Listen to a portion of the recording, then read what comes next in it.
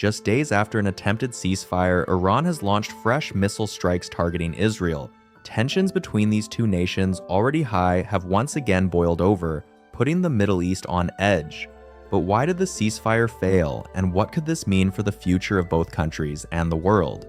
Stay tuned as we dive deep into the latest developments, the historical context, and what the future may hold for Israel, Iran, and the region as a whole. Just a few days ago, hopes were high as the US brokered ceasefire between Israel and Iran came into effect. But the truce lasted less than 48 hours.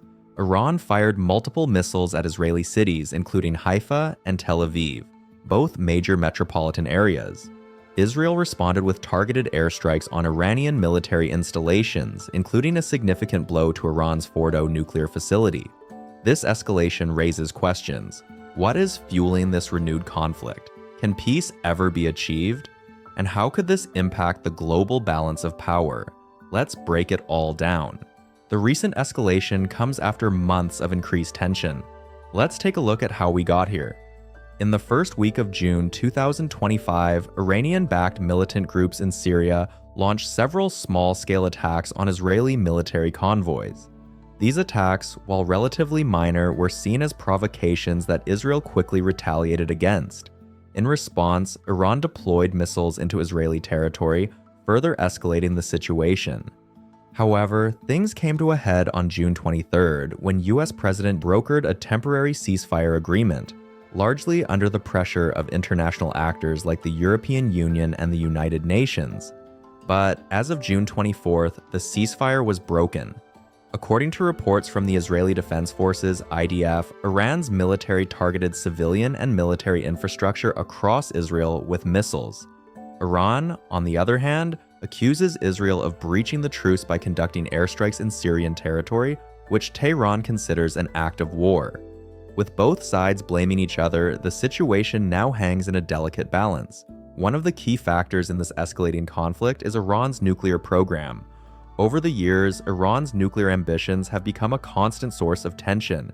Despite repeatedly denying any intent to build nuclear weapons, the international community remains deeply skeptical.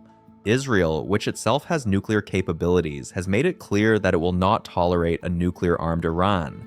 Israel's Prime Minister Naftali Bennett has repeatedly stated that Iran's nuclear ambitions pose an existential threat to his country, and it's clear that Israel is willing to go to extreme lengths to prevent that threat from materializing. Israel's preemptive strikes on Iranian facilities have been an attempt to slow down Iran's progress on nuclear weapons, but with each attack, the situation only becomes more volatile. But it's not just missiles and bombs. As both nations advance technologically, cyber warfare has become an increasingly important aspect of the conflict. Over the past few months, Israel has accused Iran of launching cyber attacks against its military and civilian infrastructure. These attacks are said to have targeted key elements of Israel's defense network, including its missile defense systems and communications. In response, Israel has engaged in cyber retaliation, reportedly disrupting Iranian power grids and interfering with the country's missile systems. The increasing reliance on digital warfare has added a new dimension to the conflict, one that doesn't just involve airstrikes and ground battles, but takes place in the virtual world as well. The human cost of this conflict is mounting. In Iran, airstrikes have hit civilian areas, leading to hundreds of casualties. Families have been forced to flee their homes, seeking refuge in other parts of the country or across borders into neighboring states. Meanwhile, Israel's missile defense systems have intercepted many of the incoming rockets, but some have still managed to cause damage, especially in Haifa and Tel Aviv. On June 24th, Iran's supreme leader Ali Khamenei addressed the public, blaming Israel for the breakdown of the ceasefire and vowing to continue the attacks until Israel is forced to retreat. This rhetoric further inflames tensions and leaves little room for diplomatic talks. International reactions have been swift. The United Nations has called for an immediate cessation of hostilities, while countries like the United States, France, and Germany have condemned the attacks. The UN Special Envoy to the region has urged both sides to return to the negotiating table. But, as of now, both countries appear entrenched in their positions, making diplomacy look increasingly unlikely. The potential global consequences of this conflict are huge. The Middle East is the epicenter of global energy supplies, with countries like Saudi Arabia, Kuwait, and Iraq relying heavily on oil exports.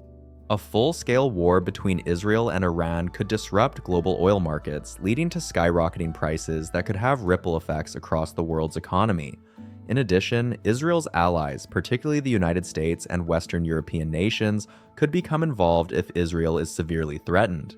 On the other side, Iran has strong support from Russia, China, and various other regional players, including Hezbollah in Lebanon and Hamas in Gaza. A direct conflict between Israel and Iran could quickly draw in these international players, escalating a regional issue into a global one.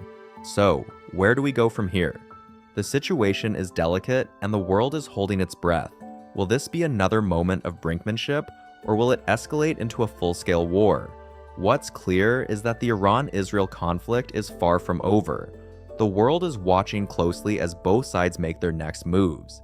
Diplomacy is critical, but with both nations accusing each other of violations, the chances of a peaceful resolution seem slimmer than ever. We'll keep you updated on the latest developments as they unfold. Be sure to like, share, and subscribe, and don't forget to hit the bell icon so you don't miss a critical update on this ongoing crisis. The future of the Middle East is unfolding in front of us, and the stakes couldn't be higher.